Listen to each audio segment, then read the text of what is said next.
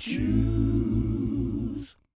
Gdayall, and welcome to more of the best bits of 2021. Can we get that in an echo? 2021. Well, Another wonderful year. that's Locked it. down. Yes. And locked up. Thank you for looking for the bright side. Yes. Well, we couldn't fit all the highlights into one show. Therefore, we're doing another introduction. Blame me. Blame me. Because It's me. I talk too much. Yeah. You know, how are you enjoying your summer break? I don't know yet. It's fantastic from 5 minutes ago. Yeah. Mhm. Now, fun fact. Mhm.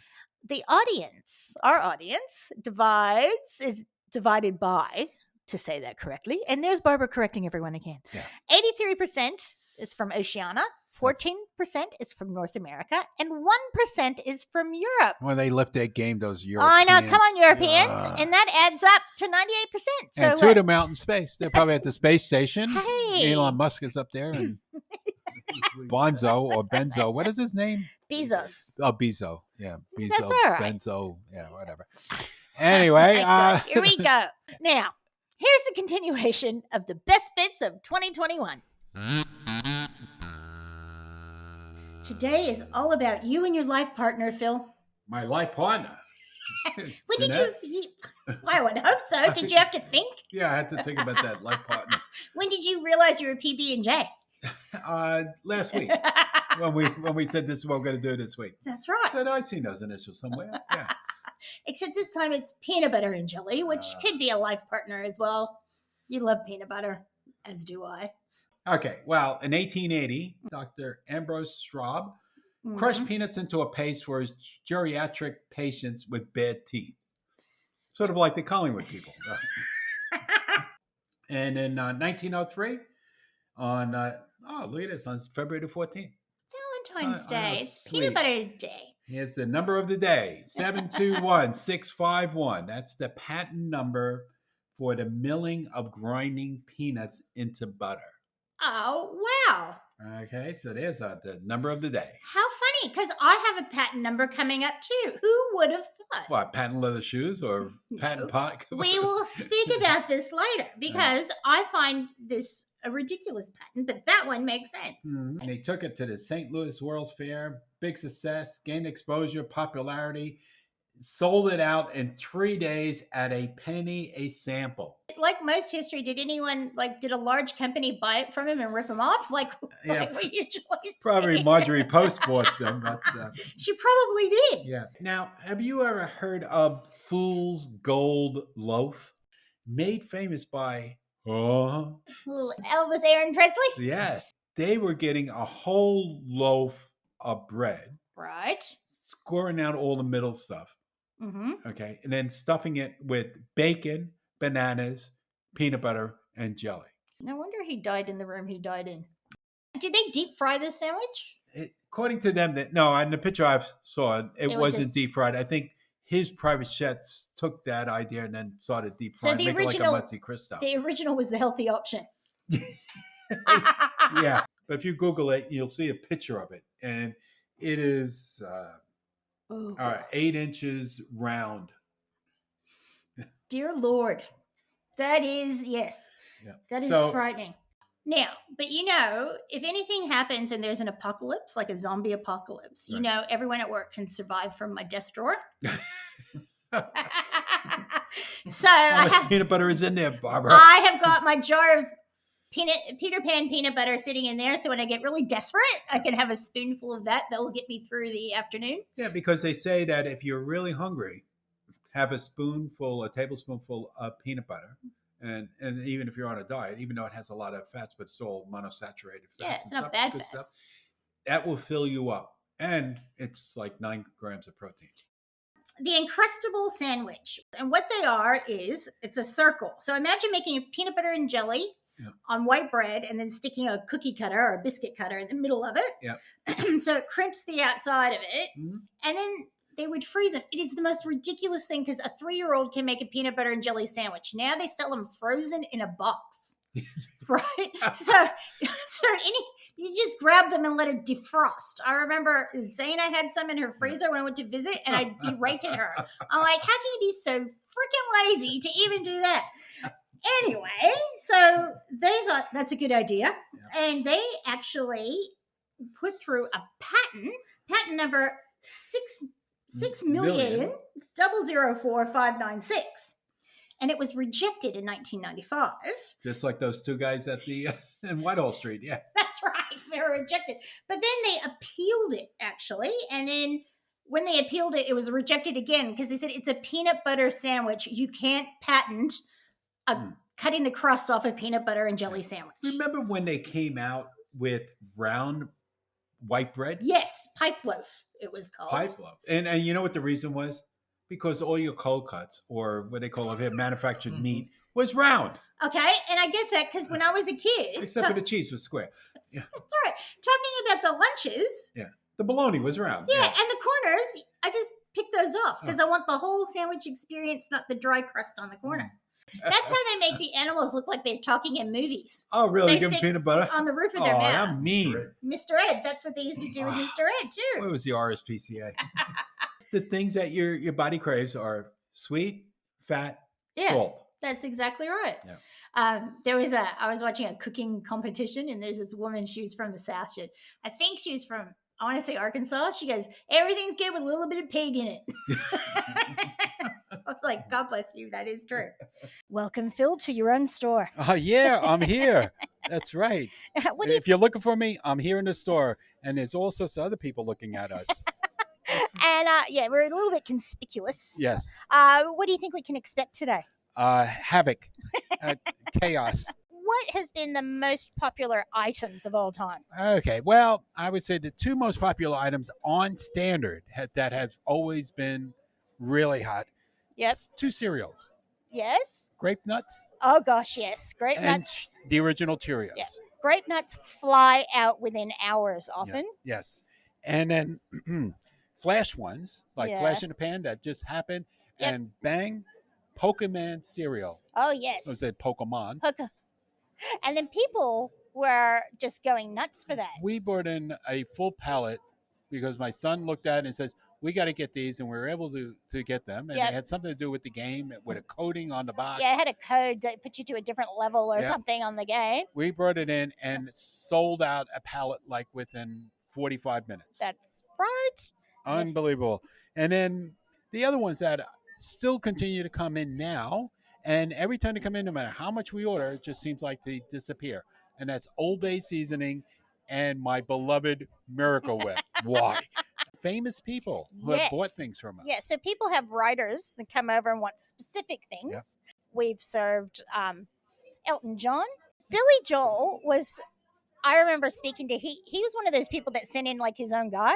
Yeah. Not like someone from the company. Right. And he was really good because I think he wanted diet Dr. Pepper, say. And we were added that. And he goes, look, any diet drink will be fine. Don't worry. And so we picked a few things for him.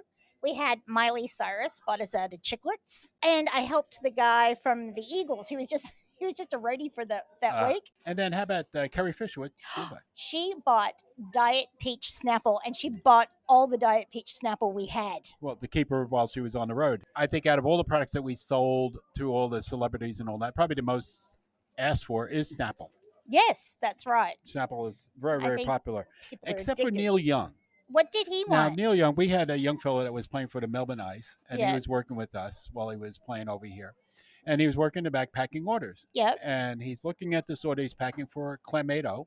Yes. And he looks at it, who it's going to, or who's it billing to. So it's going up to like Brisbane or New South Wales or somewhere to a management company. Mm-hmm.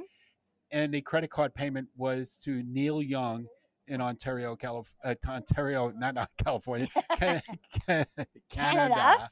Yeah, and he was just over the moon because he's Canadian, the kid, and like sounding something to Neil Young. Mm-hmm. So we have a non-American Barbara. Well, she's allowed in the shop. But really? No, but she has an American husband and 4 American children.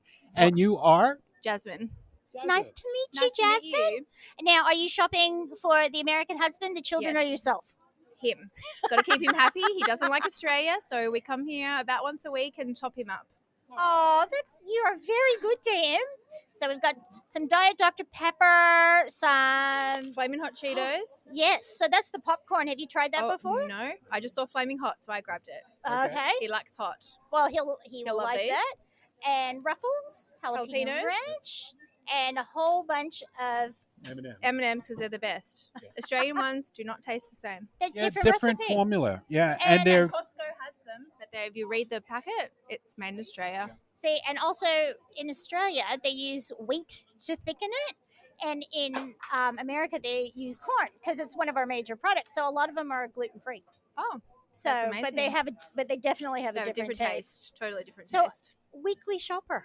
Pretty much. Oh, that's awesome. We live locally. We're in Bentley, so it's easy to pop down. Oh, fantastic. Right. So Flavio has an interest in the US. Yep. And what was it that first got you to go on your first trip to the US? Well, we were watching a stakeout movie and saw Dunkin' Donuts. Stakeout, Richard Dreyfuss and Emilio Estevez. That's right. And they were eating these Dunkin' Donuts. And my wife, Wendy, and I thought, we've got to go to America to try these Dunkin' Donuts. Well, that seems a reasonable reason to get on a plane, spend probably a few $1,000s and go over there and look. Now, how did you feel after you had a Dunkin' Donut? Oh, they weren't that good. But the packaging was good. The packaging was good. We brought all the packaging home. See, we're known for our marketing. So Oh, maybe, see, that was- was it. That was it. We also sort of went there for the Dr. Pepper. We saw it on Cannonball Run. Yes, another fine bit of film work. Dom DeLuise, yeah. How good was he?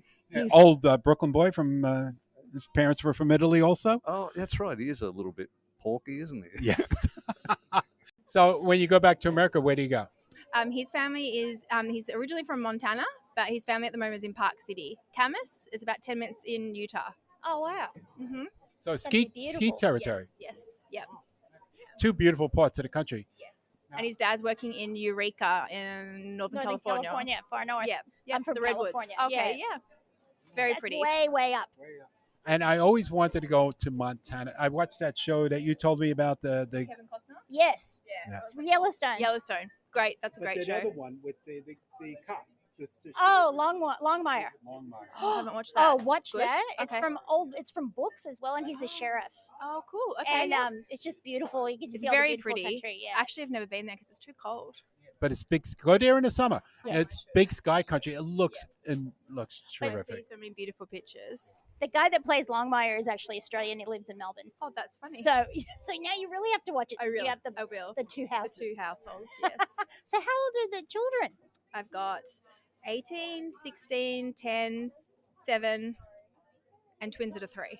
I was like trying to count how many. There's You are 6 so of them. busy. You missed a few before. So everyone gets a packet. You're a good lady. So you have an 18-year-old. Yes. She looks only 20. I know. I have an Thank you, 18-year-old, but and I I don't don't. look like that either. Not even saying that to be nice.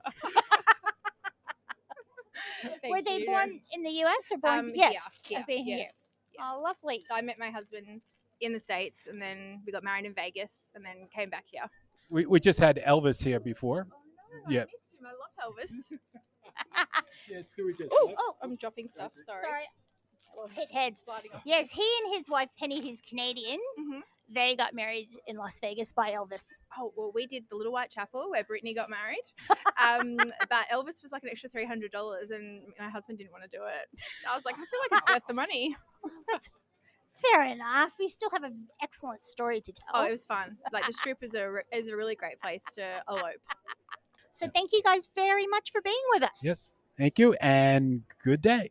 Good night. Whatever. Later. Bye. Oddball food combos. Just for us. Just for us, Oddballs. a couple of oddballs. Yeah. And why we decided to do that is because, we Why? Because we love you. Yeah. actually red beer.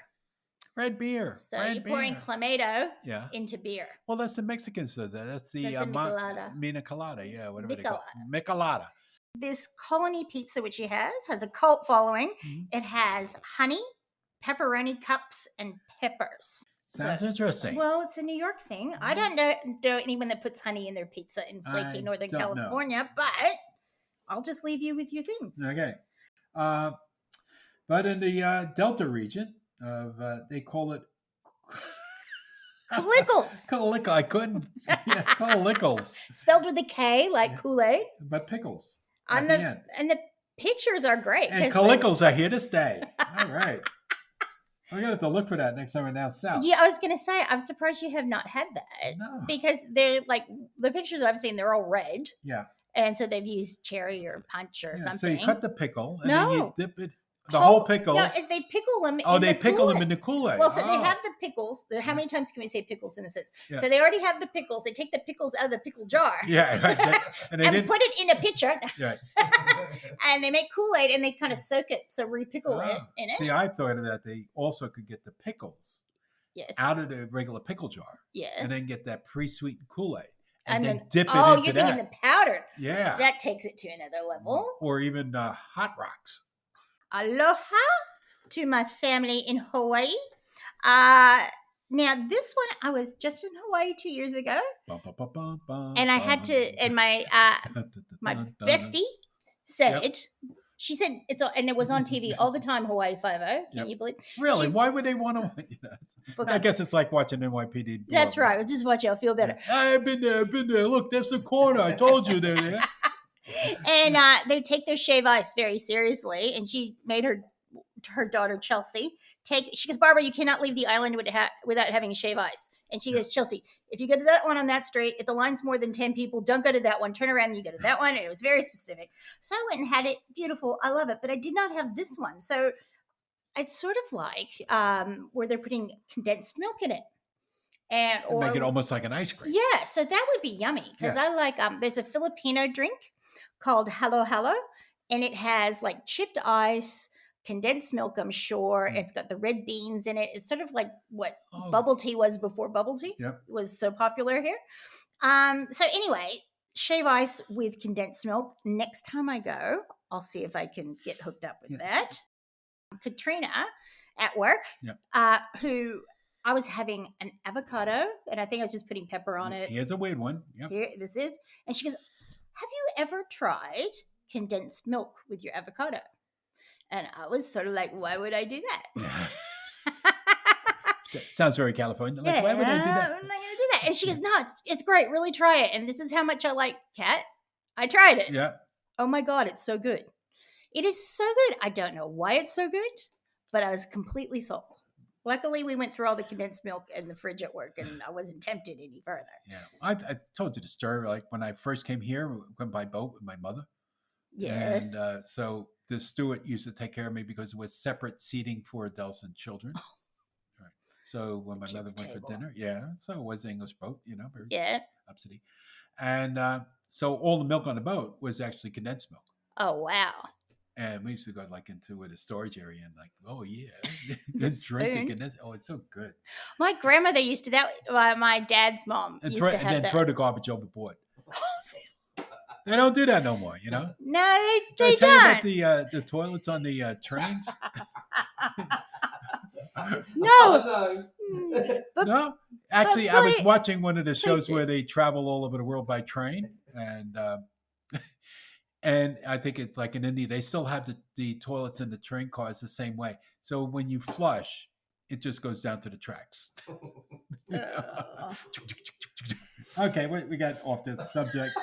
Now let's get back to something good. Spam. Speaking of trash, So let's see if I got any other things that I found that you didn't. Hot sauce and ice cream. Please. Well, I remember going to the South Melbourne Market. Yes. Right, and they have a guy there that sells fresh ice cream or gelato, and he has chocolate on top of it, like stuck into it. Yeah. With chilies, like those little red hot bass, some of the bitches. Yeah, can't say that on the radio, right? So, there's like something that like, oh, it's hot. Oh, it's cold now. Yeah, so you cooled it. Okay, I can see it. I'm just picturing Frank's or something vinegary. Maybe something else I can do it with, but like the time I brought back from Texas, the pickled jalapenos, which was sweet, like a I jam had those. Those on are lovely. top of ice cream. Yeah, that would will be good. Or even better, fried ice cream. Oh, I love fried ice cream. Pickle, how good is fried pickles? Oh, fried pickles are awesome. I love a good old, the favorite line out of Sweet Home Alabama. Yeah. She goes, "Do you want fried pickles? Just fresh out of the fat." Yes, to Candicebergen. I love it. Ice cream and milkshakes. All right, how many flavors does Baskin Robbins have? 31. 31. So we're One in for each day of the week. of the week of the month. Of the month, yeah.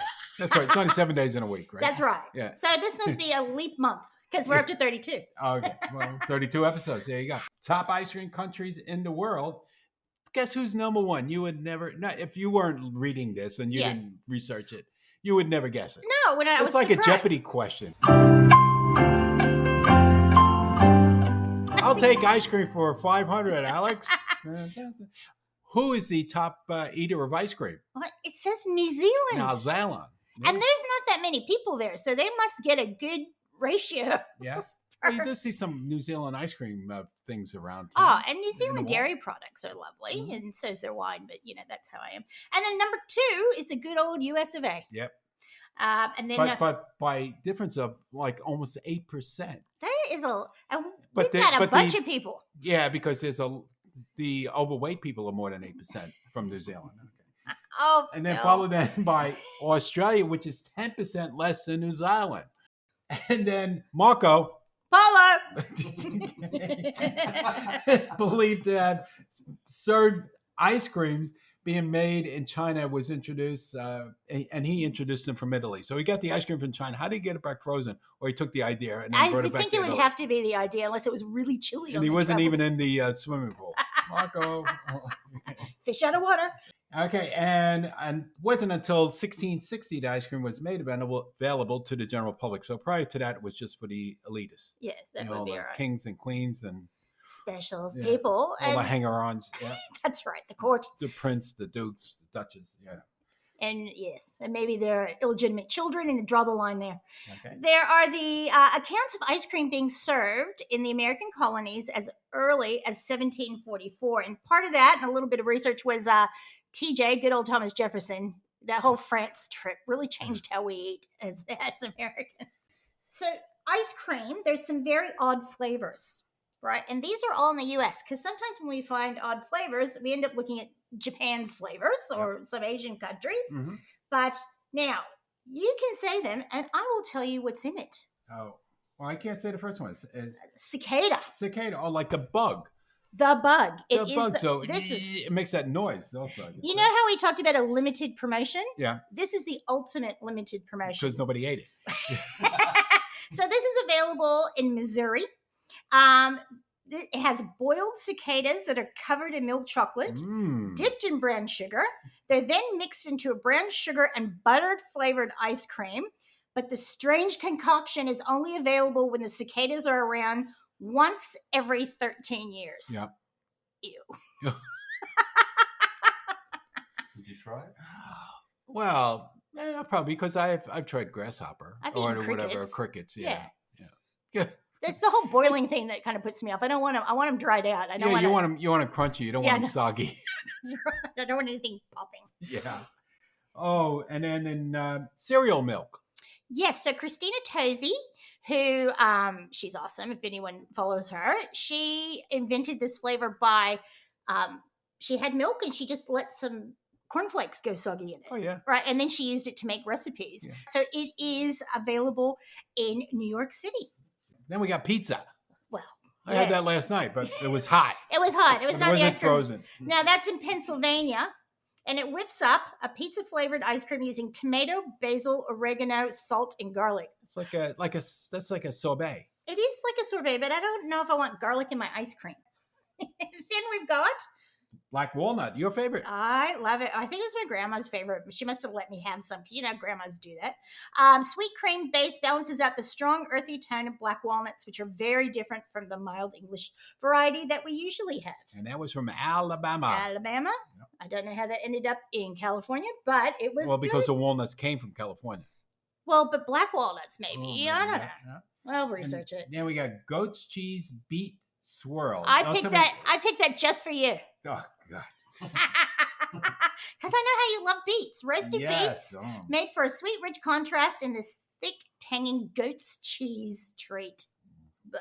hang on. Last one. Last Ooh. one. I like Ooh, this one. I do too. If it Let's is what I go. think it is. It is. Okay. Honey Jack and Coke. Dolores, this one's for you. This boozy batch is made from honey whiskey custard. And if that wasn't enough, it also gets a generous drizzle of Jack Daniel's infused honey. Where do we get this? We have to go to Wisconsin. I'm going. Okay. As soon as they I could probably. let us travel. Where do you want to go first, Sonny? Wisconsin. Why? What, for the brats? No. Honey Jack ice cream. We have to go to Ben and Bill's Chocolate Emporium. No, that's the other one. This is Big Deal Burgers. Right. So we are going to go back to the 1904 St. Louis World Fair, which we have talked about a few times with innovations. And there was a Syrian gentleman named Ernest E. Hamwi, who is believed to have invented the ice cream cone. Now, necessity is the mother of invention. Yeah, because he ran out of ice cream cups or something, right? Yeah, so next to him was an ice cream seller. No, he was the waffles. He was the ice cream. He was the waffle guy. He was a waffle guy, right? Oh, And okay. the stall next to him was the ice cream seller, and they ran out of dishes. There you go. So he's like, so as a favor, he rolled a waffle to hold his ice cream, and the ice cream cone was born. Now, this is why this was such a miracle, Mr. Hamwi, because prior to the good humor carts, the other carts that they had, they used to have the ice cream that they would scoop, and they'd have dishes, right? Right. So they give you a dish of vanilla, like vanilla and chocolate. You'd eat it, you kind of lick the bowl, and then they'd reuse the bowl. Oh, nice. Nice, yeah. Right. If I would have a dog, like, here, hey, give it a dog, let him lick it. I've got a story about that too. Yeah. And they, so all of a sudden when this was happening, tuberculosis and all sorts of things popped up in New York. And the ice cream cone not only helped solve that problem, but it was environmentally friendly. Yeah, because there was no waste. That's exactly right.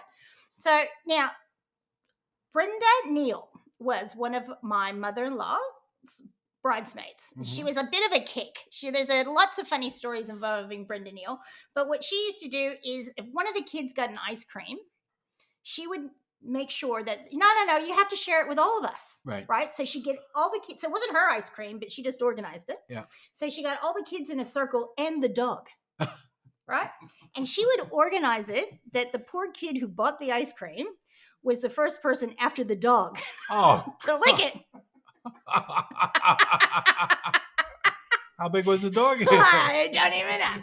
Milkshakes are actually extremely good for business. Yeah. Because they're cheap. Yeah. Because they have so much air in them. Yeah, because it just fills it with air. That's right. Same thing with ice cream. Ice cream is filled with air. Soft ice cream. That's right. Yeah. So if you do it, and Sonic says it's one of their highest volume revenue producing areas.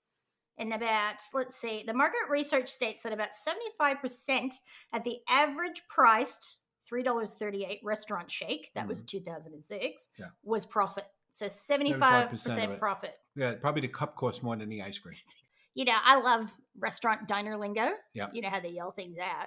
So there's milkshake lingo, which I never knew. So burn wine all the way. It's a chocolate malt with chocolate ice cream. Yep. So it looks like it burnt. Yep. Twist it, choke it, and make it cackle. I love that one. It's a chocolate malted with an egg. So Eddie Murphy did this great ice cream bit. Do you remember this? No. I think it was in Raw. Delirious. Oh, Delirious, right? So he's just saying, he grew up in the neighborhood where, he was a bit poor, and the ice cream truck would come around, and his kid would go, "I got an ice cream, and you don't have one. Your mama's on welfare. Your daddy's an alcoholic." It was so funny. And it goes on forever. And actually, he looks and he's using the microphone as the ice cream, and he drops it. He's like, G'day, y'all, and welcome to episode 33, chocolate. God. One of my most favorite topics. Welcome to Phil. And so, Phil, milk or dark? What is your favorite? Dark. Dark? I'm a dark person. I like the dark chocolate. I like it too. Chocolate versus sex. Well, there is a This chocolate. is a family show. Well, we're not going to get into the mechanics of the other, but maybe chocolate. But there is a dessert, which I do love. It is better than sex. And it's a chocolate cake with chocolate everything. So there you go. So chocolate consumers say they would surprisingly give up many of their favorite things for the chance to win chocolate for a year. But they don't give up these things. All the things they ask for is like a week or a month. They should give it up for a year. If they're Yeah. getting chocolate for a year, it should be takeover. Right. 51% said they would give up drinking their favorite alcohol for their favorite alcohol. So that doesn't eliminate. I just read that. Oh, yeah, I'll do that. Yeah, I'll give up my favorite alcohol for a week, but I got substitutes. There's- You know, I got that's right. standbys. There's always a loophole. Gdayall chocolate. So we're going to talk a little bit about Mr. Gdayall, who is Diego Gdayall, but he had changed his name from his Italian first name to Diego. At some point, I'm not sure why. I'm only guessing that he was dealing with a lot of the Colombian and South American chocolate suppliers. I don't know. So, And but it's the third oldest chocolate company in America. that's right. Started in 1852. Well, before that, so this is a little bit that touches my heart. In 1849, he sailed to America and he opened a general store in Stockton, California. Of all places. Of all places. Like, really, there's not much going on in Stockton, even then. I'm sure. Maybe he was trying to bring some life to Stockton. That's right. So he's offering supplies and confections to miners. Yeah. And then he headed in 1852 to San Francisco, where he opened his confectionery shop, Gdayall and Girard, which eventually became the modern day Gdayall Chocolate Company. Now we'll bring up Mr. Hershey, our favorite person. Good old Milton. Milton, with a name like that, you got to succeed. Yeah. So he started out, he started with a bunch of other companies before that. One was another candy company. He made caramel. Yum. Yeah. And he did pretty well at that. And then he sold that to start off the Hershey company. And he had big dreams. Yeah. But he was over in Europe and he fell in love with milk chocolate. So he came back to America and looked for an area where he could build a city, basically, because I think that was like the go then. You know, you build something out in the wilderness and then you build a city and all the employees live there and, he probably had full control over it. It's like a dictator. Well, yeah, but it's sold to you. It's a family. Yeah, it's a family thing. It's a company town. So he put it out in Lancaster, I think it was Lancaster County, Pennsylvania. And started there, and because of all the dairy industry. Yeah. So he had his source of milk is like at his doorstep. But he didn't have a formula of how to make chocolate bars. But he wanted to make a milk chocolate bar because he liked it over in Europe. But he didn't know how. So there's a lot of trial and error. Yeah. And, the story goes that he tried a bunch of them. He had his food chemist working for him. And then he's trying different ones. And he gives him one. He says, try this one. I don't think you're going to like it. And he liked it. And the reason why the fellow that was trying it said, well, the milk went a bit sour when we were doing it. I didn't think you like it. And that's what he liked. Well, and then people talk about American chocolate having a tangy sort of. And that's and the that's reason. it. That's the Hershey and the Kisses also. Yep. Has that bit of a tangy bit or floral taste and smell. And that's because of the way that Milton Hershey wanted his chocolates to taste. And I guess it worked because it's the biggest chocolate company in the world. Well, and I think it takes away some of that sweetness of the milk chocolate, like it cuts through it a bit. Mm-hmm. Actually, when I was Googling Mr. Hershey or Googling chocolate, it said, why does American chocolate taste like vomit? And that's the reason. It was a similar chemicals. Yes. That's it. Yes. But it's also, it's funny, like when we first started here and started selling the Hershey bars and Kisses and stuff, people will complain. Americans will say, oh, this tastes awful. This doesn't taste like I remember it. No, because you forgot. That's right. Yeah. That is not an uncommon thing that happens. It's like breakfast cereal. It always has like it tastes like something's going to be on the shelf. Like breakfast cereal. Yes. It has a little aftertaste that I quite like because it's, what did you say? All the enrichment. It says vitamins that do it too. Well, we used to have enrichments on, like in the Bronx, like open up the thing. You never know what else eating the cereal before you. Yeah, see if there's any evidence on the box before you do that. Now, because of his success, there are other people in the industry sort of took from him and learned from him and then competed with him. So Frank C. Mars and his son Forrest Mars Sr. collaborated on the idea for the Milky Way bar, which we have cut up here Yep. too, which we'll give that a go. Now you know the whole again. story about that with Forrest. Tell me. So Forrest he was living up in Saskatchewan Right? in Canada, probably up near where Clarence Birdseye was hanging out. Could be. It's all connected. Yeah. So anyway, so he really didn't know his father. His father got divorced, and they went like separate ways. I guess because he stayed with his mother or something. I don't know that's why he ended up there. But then he went down to Chicago. He's looking for work, and this guy gave him these.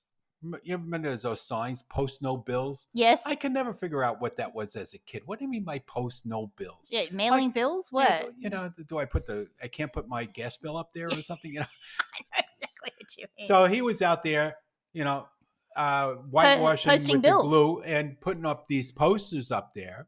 And then he got caught. And of course, in those days, the police were police. You get something that was like an offense, brought him in, and he had nobody to call to bail him because they're going to put him in jail for a few days. So the only person that he knew in Chicago or outside Chicago, I think probably was either Chicago or in Milwaukee, Wisconsin, where his father was, where his store was, but that's pretty close to something. So he called his father, and his father came over, and the first time his father seen him as an adult and bailed him out. In jail. Okay. So Nice. then after that, they got talking, and his father like put him up a bit, and they were in at a malt shop, and they're talking about the products and stuff, and they're drinking a milkshake, Right? right? And he said, Forrest says, if we could only get this taste into a candy bar. Eureka. Yeah. I don't know about Eureka, but that was a good idea. Eureka's up in California, Yeah, right? it's the Eureka moment. It's the Eureka moment. Yes, Yes. I know. Light bulb moment. Yeah. I know. So, I'm stealing a bit of and that. that's what that all came about. Then his father went off and took that idea, and they kept on trialing and error, and they came up with the Milky Way. Which I'm going to sample now. But Brendan's going to jump in for a second because the Milky Ways here are different. They're very light and they're fluffy, Yes. and they are nothing like the American ones. In fact, I only have one of these, which was a dark chocolate version, about 6 weeks ago, and I just thought they were the same thing. So the Milky Way in Australia is nothing like the Milky Way, and if you have a bite of that, which I just did then, it does taste like a chocolate malted milkshake. They absolutely nailed it. Mm. So the audience should go and try what it is, because it's not the little blue Australian bar that we recognise and think it's the same name, different product. Because that's kind of like a Three Musketeers, Yeah. the American or the Australian Milky Way. Because they made it to the Australian taste over here. But when he did that, the thing was he's competing against, you know, he's just a small company. They were buying their chocolates from Hershey, you know, the raw ingredient. So he was buying from them, using that, and then all of a sudden he comes up with this candy bar with this whipped nougat inside of it, bigger than a Hershey bar for the same price.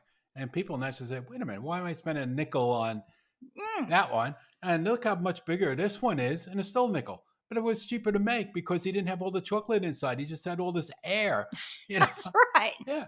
And that was the start. And then his son was, you know, wanted to expand the company. And he said to his father, he says, you know, well, we're buying it from Hershey. He says, well, Hershey's our supplier. I said, Dad, no, they're not our supplier. They're our competitor, because he wanted to continue going east, you know.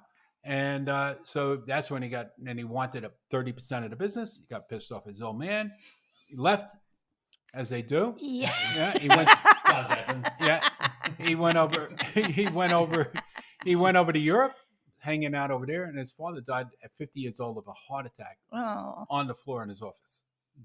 So he came back. He didn't know that until like 2 weeks after, because of. You know, you'd have to get a letter. You have to get a letter, right? You know, and had to go by to Queen Mary or whatever. Yeah. So he didn't know that, and then he came back, and he didn't have the money because he didn't own the business, you know, because it was his father's business. So he went and he had to get money, and he came up making another candy. Mm-hmm. Okay, and he went to Hersheys and said, "What do you think it is?" You know, and he took out of his pocket a tissue with these candy coated little chocolates, and the guy says, "Oh, these are colorful." You know, and this is the chief financial officer who just got dudded by Mr. Hershey because Hershey decided to retire. And this fellow has been with him all the time, worked with him throughout his thing and looked after the company, thought he was next in line to get the chief position. Nope, gave it to somebody else. So he wasn't too happy. Yes. Well, this would be the time to maybe break out and change a few things. Well, sort of, but he still needed the chocolate, so he gave it to this guy, and that's how he gave him an M&M. But it wasn't an M&M then; it was only an M. Okay. So what he did was, being a good, smart guy, he says, "Okay, here's the deal, right? He still needs that chocolate from Hershey, the raw ingredient, and he wants to make these and compete against Hershey." Yep. But with, I think his name was Miser.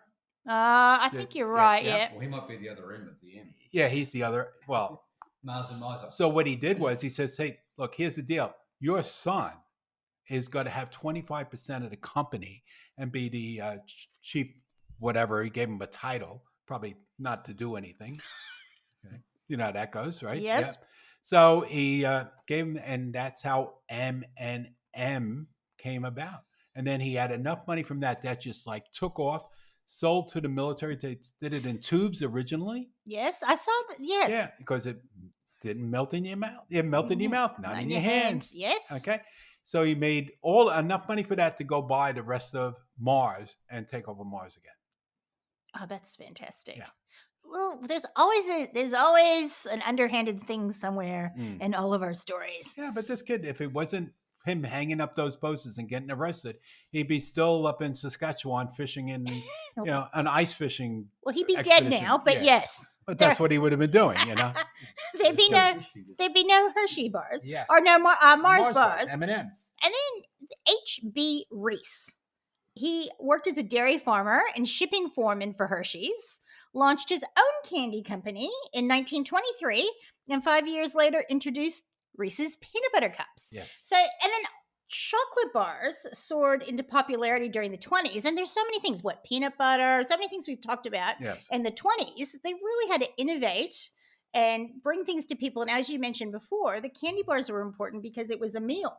Yes, it was a meal. It was feeding the poor. So all of these. So we have Mr. Gdayall, we have Mr. Hershey, Mr. Mars by 2, and Mr. Reese. So those are the big names in our history of chocolate. Yep. But they also helped feed the little guys. And that's right. And feed the people that were, living out of soup kitchens or in, what was in the little shanty towns that people had to come into. Yeah. But, the Americans with their, Hershey, et cetera, to feed the poor and during the Depression, and to feed the soldiers and all that.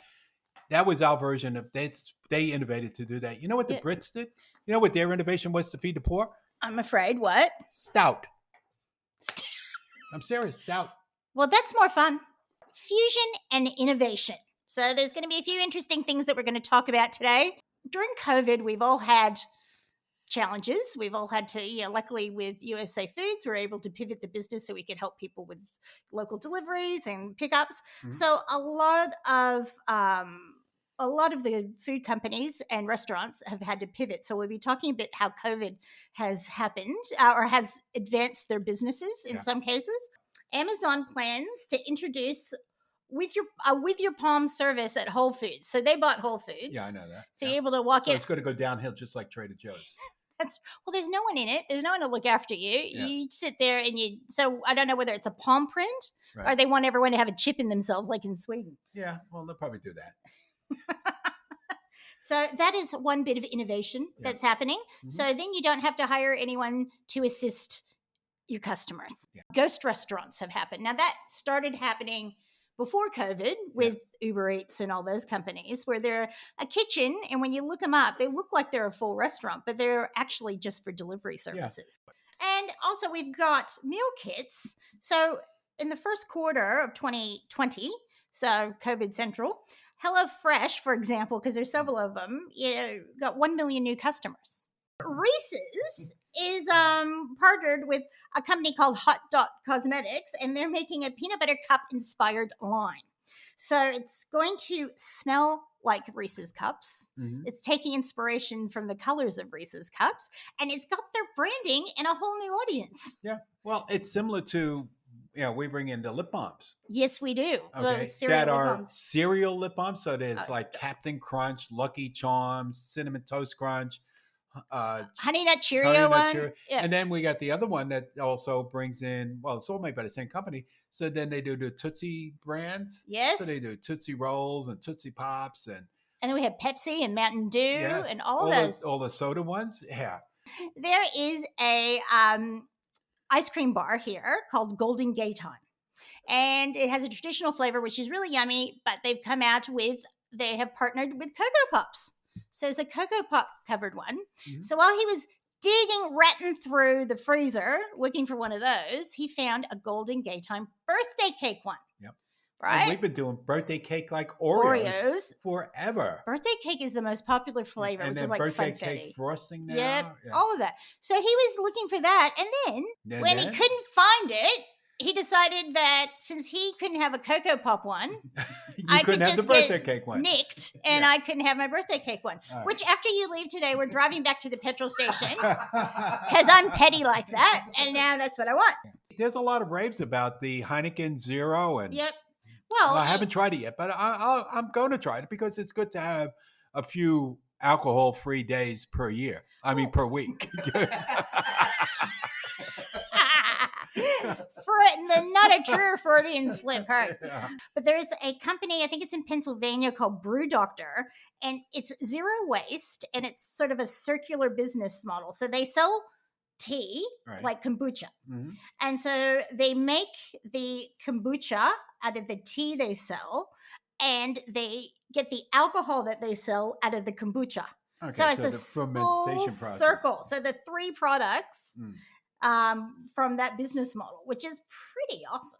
Yeah. So plant-based. So people are trying to be, there's a new trendy word, Phil, Yeah, I see that. flexitarian. Flexitarian. Which means some days you're vegetarian, some days you're carnivore, some days you're an omnivore, some days you're know, vegan.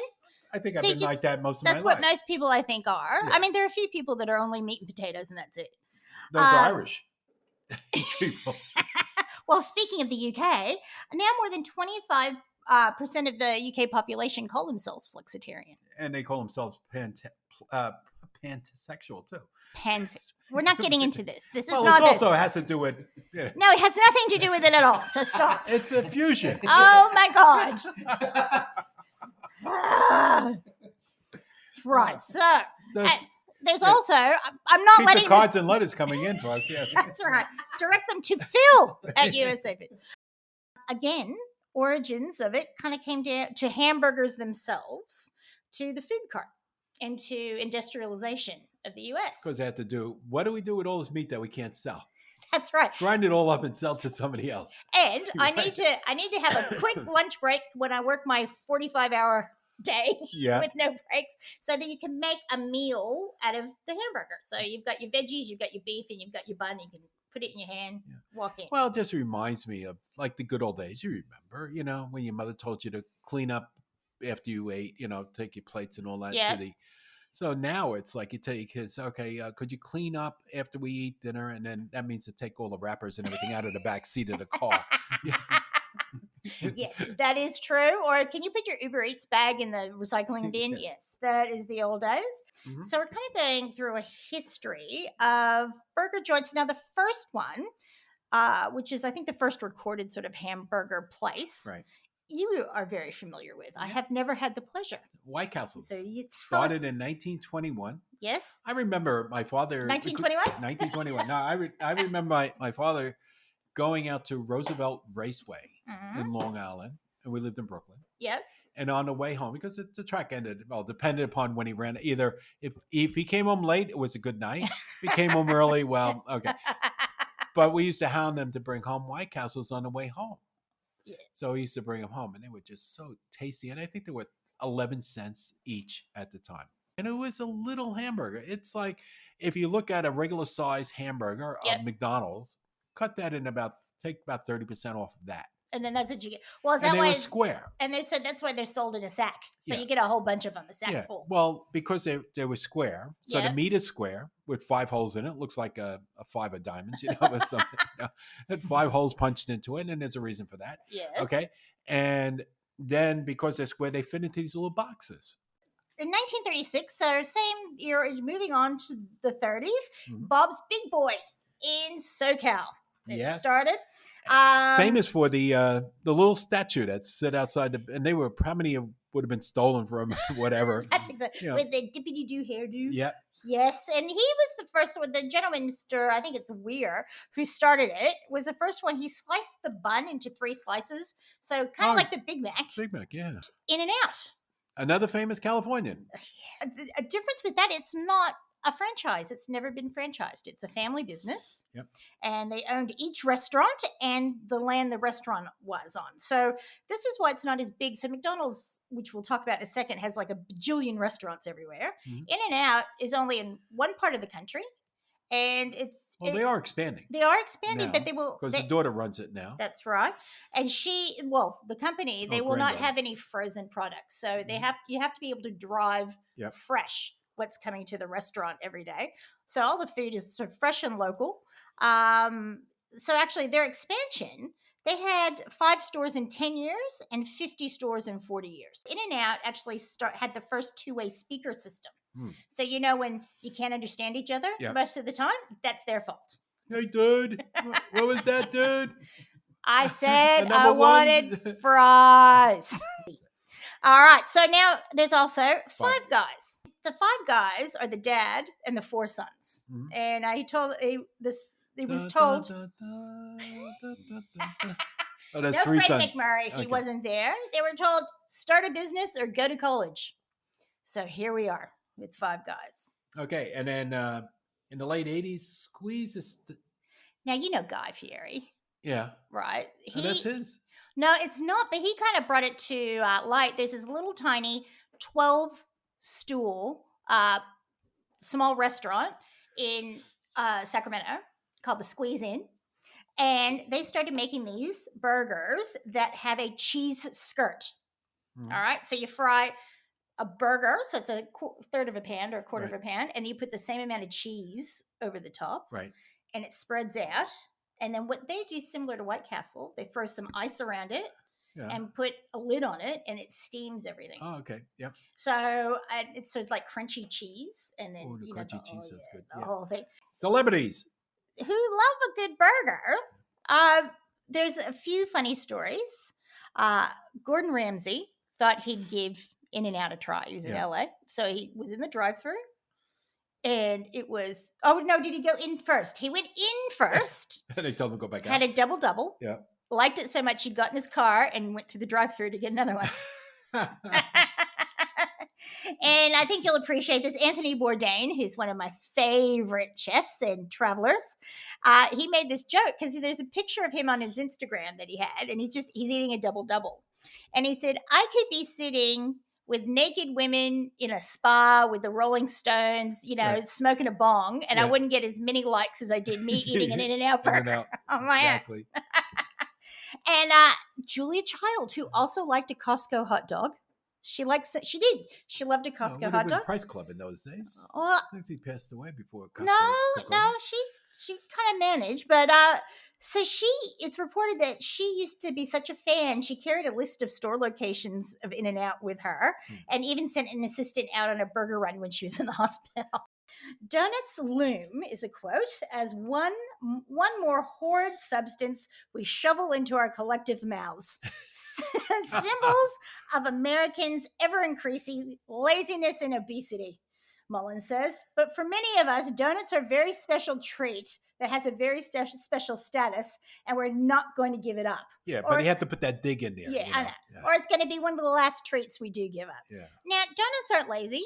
That's not lazy. No, you got to go to the shop and get them. That's exactly You right. know, And if you walk, you're exercising. yes, And if you walk from your car to the shop and then back to your car, and then you're probably going to work that's exactly right. And then you're or to the doing, gym. you're doing your hard earned Yeah. for the country. And what do you think the favorite of California is and the favorite of New York is? Well, California has to be the Bear Claw. Very good. Yeah, 'cause well, I do lived love there, that. you know. Hey, I lived in Huntington Beach, dude. I Surf know. City, USA. You lived in the fancy part. Yeah. Yeah, I'm sorry, just for the dude. farmers yeah, and the yeah, we're down there. chickers. And near New York. Yes. God, what would be the New York one? Cinnamon. Cronuts. Cronuts. What's going on with that state? It's your left and it's all gone to hell. Yeah.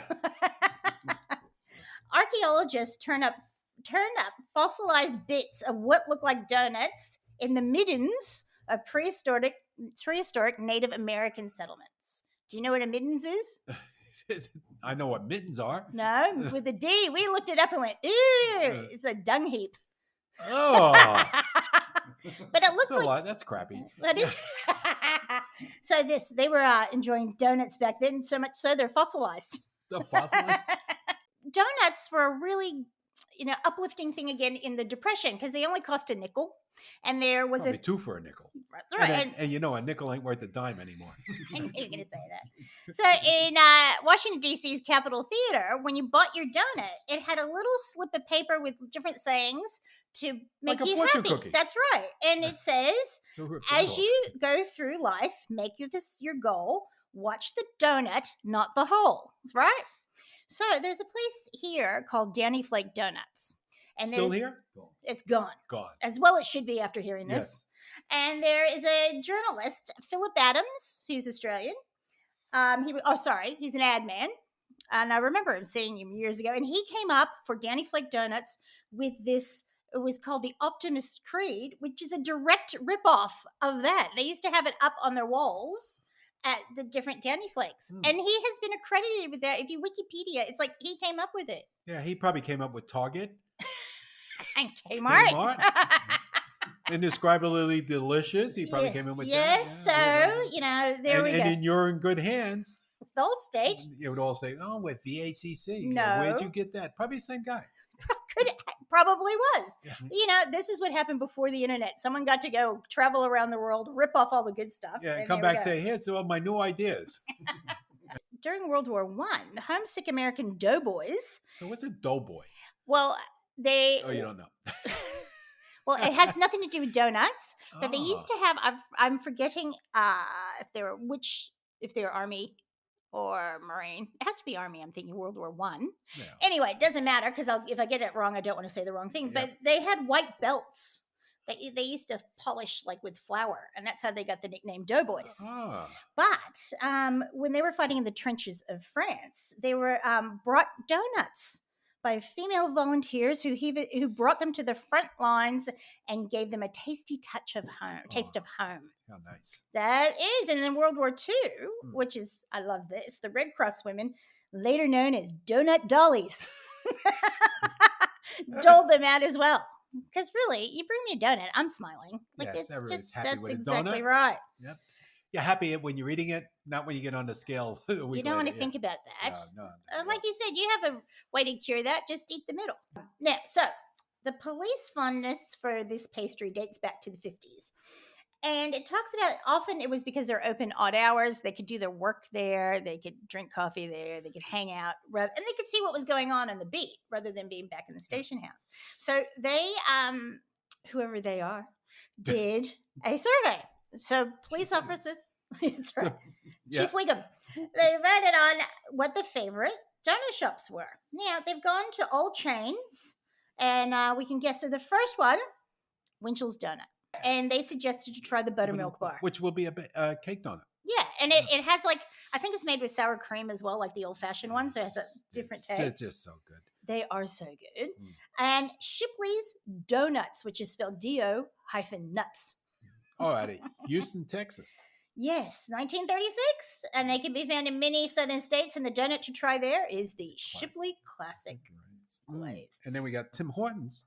That's for the Canadians, eh? Yeah, that's right. I've never been. You've been. You've had the pleasure. Yeah. Now what my favorite one? I only went there a few times while we were up in Canada, and I was there in Toronto, and during that's in October or something, because they had the pumpkin donut. So it was like a regular donut, with the hole in it, done like with a Yeah. pumpkin spice. But in the center had a filling that was like a pumpkin pie filling on the donut. Oh, let's Oh. try that. Because Yeah, we could that just get a was plain donut, good. put our pumpkin spice on Yeah, it. so it had like a glaze and then that on top of it, like this. Okay, I'll give them that. So it's like a pumpkin pie donut. Oh my gosh. That was really Maybe good. I should give Canada a shot next time I go and have Yeah. a visit. And the donut to try there is Timbits, which are the little donut holes. Oh, okay. Little variety pack of donut holes. Number 2, Dunkin'. Dunkin' Donuts. Dunkin' Donuts. And, as we talked to our friend Flavio, Yeah. made a whole trip to the US for Just to Dunkin' Dunkin' Donuts, Donuts. which Well, is so sad. When my cousin was over there, when we lived in Jersey, we had a Dunkin' Donuts that wasn't far from it. And he fell in love with it. So Martin, this is for you. Yeah. You remember this, right? So when I was working shift work and I got home and he says, "Oh, if it's not out of your way," he used to tell me, "Could you stop over at," he used to call it Dinkum Donuts. Yeah. "Could you stop over at Dinkum Donuts and give me a few jelly donuts or whatever he liked?" And so I did that. So he craved the Dinkum Donuts, he called them. And their favorite one is the Oreo cheesecake, which I have never had. For number 1 rated is Krispy Kremes, and that's probably because they're probably all over the place too. Well, and And hot donuts. yes, because they're fresh because there's signs on. Yeah, the sign is and on. you go straight over. And it started in 1937 in Northern California. So here it is. In 1992, they introduced the hot donuts Now Light, where customers can get tell the fresh donuts are on. So if the light's on, they're just coming out. And hot out of the and hot out of the- over here, when I came here as a kid at the markets, they always had hot donuts, hot jam donuts. Yes. And if you still go to the big market, there's a truck that's always out there. Yeah, and it's called the American It Donut is Truck. too. And Yes. I've had a lovely jam donut from Yeah. there, and it did take a That's layer like of the skin off. ultimate slider. That's God, right. you eat that donut, those little donuts, they're really tasty. They're hot, they're tasty, the jam and all that in it. But you eat them all day. Oh, I know. And you get like the little bit of sugar that stays in the corner of your mouth. Sorry. Evidently, with Krispy Kreme, I was saying California. It's North Carolina. Yeah. What, the Who ripped off this week? Yep. Didn't we do that already? No, Well, this is a new part. second. This is There's the second. 2 ripoffs. 2 ripoffs. So in the 30s, there was a Frenchman named Jean Lebeau. He made his way up from New Orleans to Kentucky. And hard times led him to sell his secret recipe, which is written in longhand on a slip of paper. It involved potatoes, actually, Yeah. and the name Krispy Kreme. Whoa. He sold it to a local store owner named Ishmael Armstrong, who hired his nephew, Vernon Rudolph, and put him to work selling the treats door to door. So poor Jean Lebeau probably took his $5 and bought some whiskey, and that was the end of it. That was the end of it. Yeah. He was on a train car somewhere going across the U.S. Ishmael Armstrong. That's a weird name. It's biblical, Ishmael. But Armstrong. Well, I don't know. It's like, we said this. It's like Stretch Armstrong. We used to have this guy in during all the big stereo era out of New York where we had Crazy Eddie. Yes. And the other one was Mario Hirsch. Yes. Okay. Mario Hirsch. Yeah. That is a that was convergence of and the cultures. guy goes, Mario, yes, but Hirsch? Yeah.